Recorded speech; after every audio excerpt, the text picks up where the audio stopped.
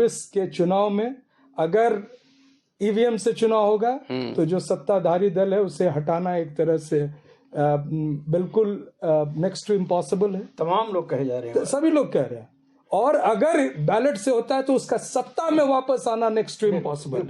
तो पहले भी 2-3 बातें बहुत स्पष्ट हैं। पहली बात, एक भी व्यक्ति को जनतंत्र में अगर ये नहीं लगता है कि उनका वोट सही जा रहा है तो वो चुनौती दे सकता है। चुनाव आयोग का दायित्व है कि प्रत्येक वोटर को यह विश्वास दिलाए कि यह चुनाव फ्री एंड फेयर हो रहा है। यह विश्वास दिलाने में चुनाव आयोग सक्षम नहीं है, नंबर 1। दूसरी बात कि आप देखेंगे कि जब चुनाव प्रक्रिया शुरू होती है और जैसे ईवीएम से वोट डालने पर विवाद होता है तो बड़ा प्रश्न भारतीय जनता पार्टी और उनके समर्थकों द्वारा पूछा जाता है कि साबित करें, और वो भी बिना छुए कि ईवीएम गलत है।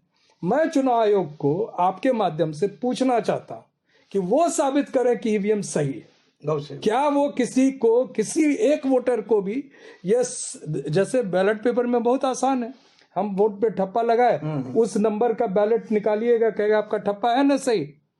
आप यहाँ कोई प्रक्रिया ही नहीं दे रहे हैं। वीवीपीएटी में भी जो तब्दीली की गई है मशीन में कि जो उसमें ग्लास लगा दिया गया कि अंदर डार्क ग्लास की आप देखेंगे 7 सेकंड के लिए, पहले वो 15 सेकंड हुआ करता था, 7 सेकंड के लिए देखेंगे और वो कट के नीचे गिरी कि नहीं वो आप देख नहीं सकेंगे।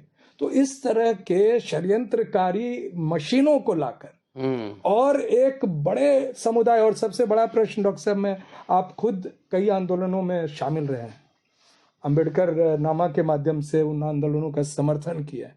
सबसे पहले मैं गिनाना चाहूंगा जो सीएए एनआरसी के विरुद्ध भारत में एक बड़ा आंदोलन, इतने बड़े आंदोलन के बाद भी जो चुनाव हुआ उसमें भारतीय जनता पार्टी जीतती है।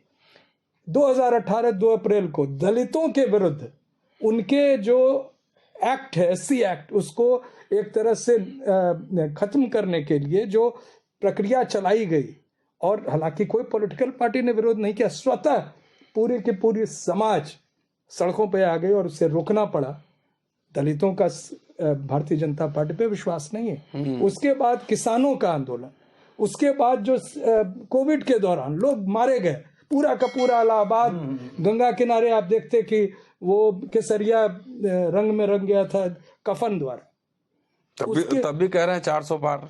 उसके बाद और देखिए जो उनके अपने वोटर हैं जो जिनको जीएसटी लगाई, उनको भी एक तरह से वो मना कर दिए। उसके बाद जो तीसरा जो आता है अभी जो स्टूडेंट्स को लेके जो हम लोग विश्वविद्यालय में झेल रहे हैं, तमाम आरएसएस ने एक शिकंजा कस लिया है। आपका प्रमोशन, मेरा प्रमोशन, हम लोग का तो रुका ही हुआ है। लक्ष्मण यादव, रितु सिंह जैसे लोग निकाले जा रहे हैं विश्वविद्यालय से, और ये पूरे के पूरे समुदाय को नजरअंदाज करके कौन सा ऐसा पॉलिटिकल पार्टी इस देश में है जो सामाजिक सरोकार की बात भूलकर और एक निरंकुश भाव से शासन करे और उसको एक वोट का नुकसान नहीं हो। ये पूरी की बढ़ ही रहा है, उल्टा वोट बढ़ ही रहा है। पूरी की पूरी चुनावी प्रक्रिया जो है वो संदिग्ध है, और ये एक तरह से रिग्ड पोल्स है।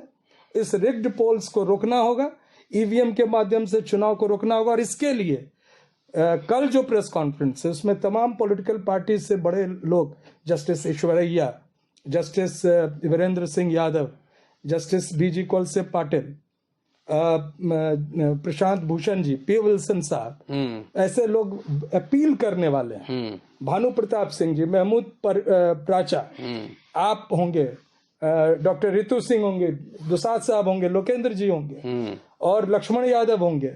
हम लोग सब खड़े होकर हम लोग अपील करेंगे राजनीतिक दलों से कि आप इस चुनाव का या तो बहिष्कार कीजिए या इसको बैलेट बॉक्स से करवाने के लिए जोर दीजिए। और एक और बात आती है कि कहते हैं अच्छा बैलेट बॉक्स लेके भागोगे, यानी ईवीएम लेके भी भाग सकता है, भाग जाता है लोग। सबसे बड़ी बात है कि अगर बूथ को लूटना आसान है तो ईवीएम से लूटना और अधिक आसान है। 100%। उसमें तो सिर्फ बटन दबाना होगा। उसमें सीसीटीवी कैमरे लगाए जा सकते हैं, सर्विलांस किया जा सकता है। टेक्नोलॉजी इतना इम्प्रूव कर गया है, पुलिस फोर्स इम्प्रूव कर गई है।